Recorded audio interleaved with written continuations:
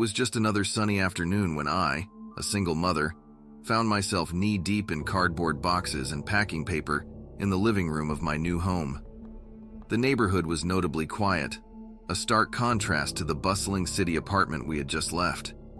My daughter, just 6 months old, was the reason for our move to this more peaceful suburban area. The house we moved into was charming but old, and it came with the promise of countless DIY projects I was eager to start. While organizing the nursery, I set up a baby monitor, a simple device meant to give me peace of mind as I worked in different parts of the house. The monitor was positioned just right, giving me a clear view of my daughter's crib on the small screen. I tested it, hearing the soft hum of the nursery's air filter through the speaker, and felt good knowing I could hear everything. As the day turned into evening, I continued unpacking, occasionally glancing at the monitor's screen, reassured by the sight of my daughter sleeping peacefully. However, as I moved through the hallway back to the kitchen, a faint whispering caught my attention. It was so soft that at first, I thought I was imagining it. I stopped and listened more closely. There it was again, indistinct whispers coming through the monitor, like a hushed conversation. I shook my head, dismissing it as interference from a neighbor's electronics. After all, these old houses and their outdated wiring could pick up all sorts of signals. But as the whispers persisted, the comfort of my new home became overshadowed by an unsettling feeling that something was not quite right. I told myself it was nothing, just a quirk of the old place, as I continued with my evening, trying to keep the growing unease at bay. One quiet evening, as I was cooking dinner, the soft murmur of the baby monitor perched on the kitchen counter suddenly caught my attention again. This time, the whispers were louder than before, yet still hard to understand. I paused, spoon in hand, listening intently to the static-filled whispers. It sounded like someone was talking, but that couldn't be right. I quickly walked over to the nursery to check on my daughter, but she was soundly asleep, completely undisturbed. Relieved yet still puzzled, I went back to my cooking, deciding to ignore the strange whispers. Over the next few days, the whispering didn't stop. It only got clearer and more frequent. While folding laundry or doing dishes, I would catch my name being whispered through the static. "Lisa," it would say, in a hushed, eerie tone. Hearing my name sent a chill through me each time. It was too specific to be a coincidence, and the sound of my name spoken by an unseen voice made the hairs on the back of my neck stand up. Despite the growing fear, I tried to convince myself that it was still just crossed signals, maybe snippets of conversations from somewhere nearby. I didn't want to believe that it could be anything more sinister. But then, one night, everything changed. As I was getting ready for bed, the baby monitor crackled to life with a voice so clear it sounded like the person was standing right next to it. "Leave this house or you'll regret it," the voice threatened, cold and menacing. The blood drained from my face as I listened, frozen in fear. This was no interference. It was a direct threat against me and my baby. Panicked, I ran through the house, checking every lock, every window, under beds, and in closets for any sign of an intruder. There was no one. Shaking and scared for our safety, I grabbed the phone and called 911, my voice trembling as I explained that someone was threatening us through the baby monitor. The wait for the police to arrive was agonizing, every minute stretching on as I held my daughter tightly, jumping at every sound. When they finally did come, they searched the house thoroughly but found no one. They suggested that the threat might have come from someone hacking into the baby monitor's frequency, a possibility that made me feel even more vulnerable in my own home. After confronting my neighbor and capturing his confession on camera, I didn't waste any time. I called the police again, this time with solid evidence in hand. They arrived quickly, and I showed them the video of my neighbor admitting to everything. The officers listened intently, their expressions growing more serious as the video played. As soon as it ended, they went straight to my neighbor's house and took him into custody. It was a relief to see him being led away, but I was still shaking, realizing just how much danger my daughter and I had been in. The police conducted a thorough investigation of both our houses. In my home, they discovered several small devices hidden around, all designed to listen in and manipulate the electronics like my baby monitor. It was terrifying to learn just how extensively he had been watching us. The investigation revealed that my neighbor believed he had inherited the rights to my house from his relatives, and that by driving me out, he could reclaim it. This delusion explained his actions, but it didn't make them any less frightening. The police informed me that my neighbor was suffering from significant mental health issues. His family confirmed that he had a history of untreated problems and agreed that he needed help. He was taken for a psychiatric evaluation and placed under care where he could receive the treatment he desperately needed. It was a sad situation, but I was grateful that he was getting help and would no longer be a threat to us. Throughout this ordeal, the support of the police and the understanding of my neighbor's family were crucial. They worked to ensure my safety and helped to resolve a terrifying situation in the most peaceful way possible. I was left deeply shaken, but also relieved that the threat was gone. Knowing the full extent of what had happened, I could finally start to feel safe in my own home again. After my neighbor was arrested, I took some time to reflect on everything that had happened. It was terrifying to realize just how vulnerable my daughter and I had been. But with the situation resolved, I felt a huge relief. I knew that I needed to do something to prevent this kind of thing from happening to anyone else. I became an advocate for mental health awareness and security in technology within our community. Sharing our story, I encouraged my neighbors to take precautions and understand the importance of addressing mental health issues. I also upgraded the security in our home, installing state-of-the-art systems to ensure our safety. Every camera and sensor added made me feel a bit more secure, a bit more in control. I became more vigilant, always aware of our surroundings, and committed to maintaining our safety. This experience, as harrowing as it was, empowered me to stand my ground. I felt a stronger bond to my home, having defended it from what could have been a dire outcome. Now, I focus on creating a secure and loving environment for my daughter, aware of the dangers that lurk, but ready to face them with new strength and determination.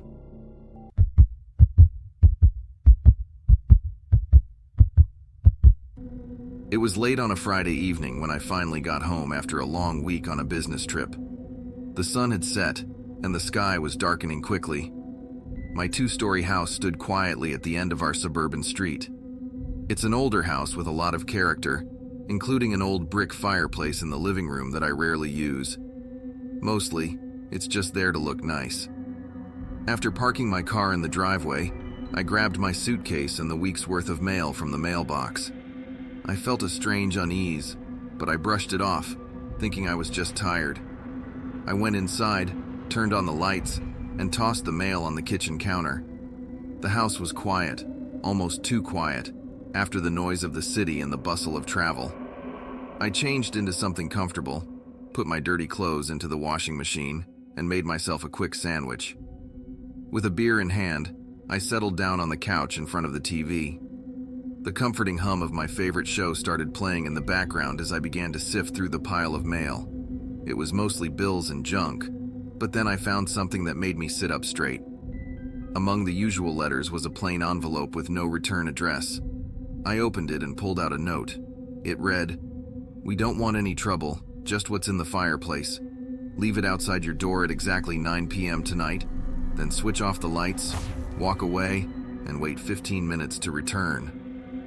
At first, I didn't understand what I was reading. Who would leave such a note, and why? My heart started to pound as I realized this wasn't a joke. Something was very wrong. As I read the note again, I felt really uneasy. My hands shook a bit as the words sank in. "We don't want any trouble, just what's in the fireplace." I looked over at the old fireplace, which now seemed more spooky than decorative. I had no idea what could be hidden inside it. I stood up, leaving my dinner untouched, and walked slowly towards the fireplace. I took out my phone, turned on the flashlight, and pointed it up the chimney. The light showed something shiny. I reached in and found 3 diamond necklaces tangled together, shining strangely in the flashlight. Above where I found the necklaces, there was a piece of net that was ripped. It looked like the necklaces were supposed to be hidden higher up in the chimney but had fallen down. This made me think, these must be stolen items, hidden here by someone who now wanted them back. Just then, I heard noises from outside that made me stop and listen. It sounded like footsteps on the gravel driveway. I walked quietly to the window and peeked through the curtains. The streetlights made long shadows in the yard, but I could see a few men moving around quietly outside my house. They were definitely here for the necklaces. I stepped back from the window. The instructions in the note were clear, but now it was obvious I was in real danger. Thinking about these men outside, ready to get back what was hidden in my home, made me really scared. They were waiting for me to do what the note said, and I had to figure out fast what to do next. I knew I had to act quickly to avoid any danger. I grabbed the necklaces, rushed to the front door, and set them outside on the porch. Then, I turned off all the lights in the house as the note instructed. As I moved away from the door, I peeked through the window. In the dim light, I could see several dark figures moving quickly towards my door. My stomach turned with fear. Even though I was doing what they asked, the sight of them was terrifying. I waited in the dark, trying to stay calm. But soon, I heard noises at the front door. Someone was trying to pick the lock. My heart raced. I had done what the note said, but they were still trying to get in. I couldn't let them find me inside. I moved as quietly as I could toward the back door, hoping to sneak out or find a better place to hide. Just as I reached the back door, a flashlight beam swept through the living room. I dropped to the floor and crawled quickly toward the basement door. My hands were shaking, and my breaths were short and quick. I made it to the basement and closed the door softly behind me, descending into the darkness below. From my hiding spot in the basement, I could hear them walking around upstairs. They were talking in low, urgent voices. "Make sure no one's here," one of them whispered. "We can't leave any witnesses." Their words made my skin crawl. I quietly pulled out my phone and started recording their conversation. They were talking about the necklaces and someone they called the boss. I kept recording, hoping to capture anything that might help identify them later. The fear was overwhelming, but I knew I had to stay hidden and collect any evidence I could. The men upstairs seemed to find the necklaces quickly because the noise of their searching stopped. But they didn't leave. Instead, their footsteps grew louder and more frantic, as if they were looking for something, or someone, else. I realized they might think I had called the police, and that thought made my pulse race even faster. They started moving towards the basement door, and I knew I had to act fast to get out without being caught. In a moment of quick thinking, I grabbed a heavy old tool from the basement shelf and hurled it at the small window at the far end of the basement. The glass shattered with a loud crash, sending pieces flying out into the dark backyard. The sound was enough to startle the intruders, and I heard their footsteps halt and then divert towards the noise. This was my chance. As they investigated the broken window, I quietly opened the back door and slipped outside. My heart was thumping in my chest as I ran across my backyard, ducking below the fence line to avoid being seen. I didn't stop running until I reached my neighbor's house, several doors down. Panting and out of breath, I knocked urgently on their door. When they answered, I quickly explained the situation and asked to use their phone to call the police. From the safety of their living room, I dialed 911 and reported everything that had happened, including the intruders in my house and the evidence I had recorded on my phone. As I spoke to the dispatcher, I felt a mix of fear and relief wash over me. I was safe for now, but the night's events had left me shaken. The police arrived at my house quickly, but by the time they got there, the criminals had already left with the necklaces. They scoured the area, but found no trace of them in the immediate surroundings. I showed the officers the broken basement window where I had escaped and where they had likely exited. Then I played them the recording I had captured on my phone. Their voices and the details of their conversation were clear, giving the police something solid to work with. I also described their appearances as best as I could from what little I had seen. As I talked with the police, the reality of what had just happened began to really sink in. I felt a rush of relief that I was safe, but also a lingering fear about how close I had come to a potentially deadly situation. The thought that these men had been in my home, searching for me, was deeply unsettling. I realized just how vulnerable I had been. Determined to never feel so helpless again, I decided to invest in a comprehensive security system for my home. I researched the best options and had cameras and alarms installed around my property. I knew that from now on, I needed to be more vigilant and prepared. The sense of security I had taken for granted was shaken, and I knew things couldn't just go back to how they were. Despite the fear and disruption it caused, I felt grateful that I was unharmed and that I'd been able to provide valuable information to the police. Helping in the investigation made me feel like I was taking back some control over the situation. It gave me hope that maybe, just maybe, it would help prevent this from happening to someone else. As I settled back into life, my home felt different, safer with the new security, but forever changed by one startlingly dangerous night.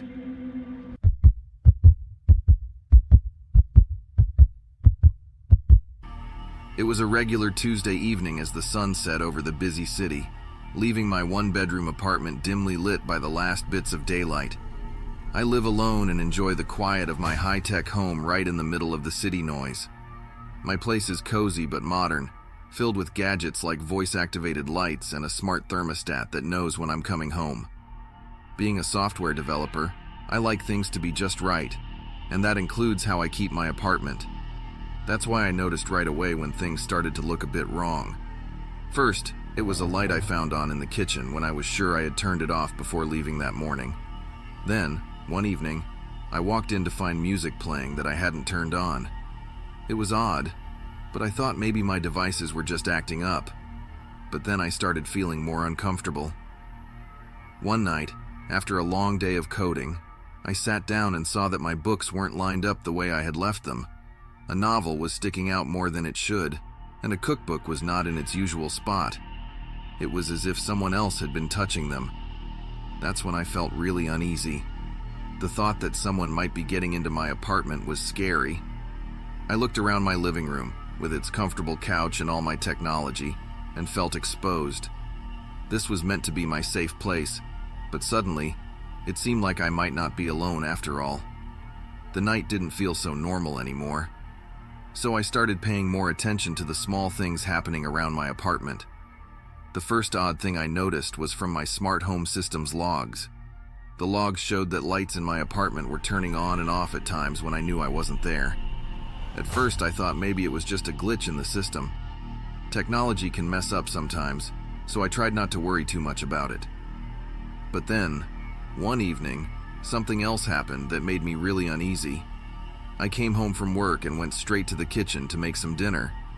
That's when I saw that my kitchen utensils weren't where I left them in the morning.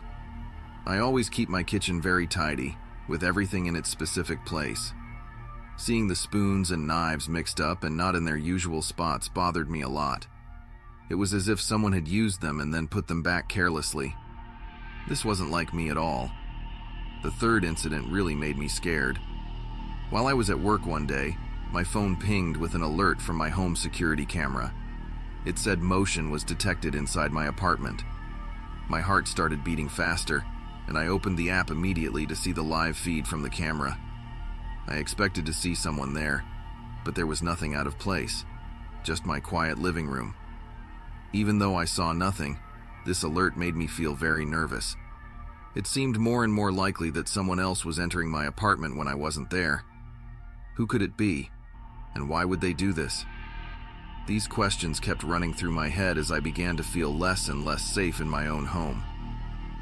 Determined to find out what was happening in my apartment, I decided to buy an RF detector. This device can find hidden cameras by detecting radio frequencies they emit. When I got it, I went through every inch of my living room, and that's when I found it. Hidden among my gadgets was a USB charger plugged into a wall socket. But it wasn't just any charger, it was a hidden camera. Finding that camera, knowing someone had been watching me in my own home, made me feel cold all over. It was like someone had poured ice water down my back. I didn't stop there. With my knowledge of technology, I managed to access the footage stored on the camera. What I saw was shocking. There were video clips of me, just doing my daily things, cooking, watching TV, and even dancing to a song in my living room. Seeing myself on that screen, recorded without my knowledge, made my stomach turn. It was a deep violation of my privacy, and I felt exposed and vulnerable in a place that was supposed to be my safe haven. But the worst part came when I continued watching the footage. The camera had also captured the person who planted it. My heart nearly stopped when I recognized him. It was the building's maintenance man, someone I had greeted many times and let into my home to fix things. The footage showed him using keys to enter my apartment several times when I was out. It was hard to believe someone I thought I could trust was betraying me like this. Fueled by anger and a need to catch him red-handed, I came up with a plan. I told the building manager I would be away for the weekend, but instead, I stayed hidden in my apartment. I chose a small closet with a good view of the living room and waited with my phone set to record. The night grew deep, and then I heard it, the sound of keys in the door. He came in, talking to himself as if he was used to being here. He started going through my things, my papers, my photos. Watching him handle my personal belongings made me feel sick and outraged at the same time. I couldn't believe this was happening, right here in my sanctuary, where I should have felt secure. As I watched the maintenance man rummage through my drawers, a mix of anger and fear pumped through my veins. I knew I had to confront him, but I needed to stay calm. I stepped out of the closet, phone in hand, recording every move he made.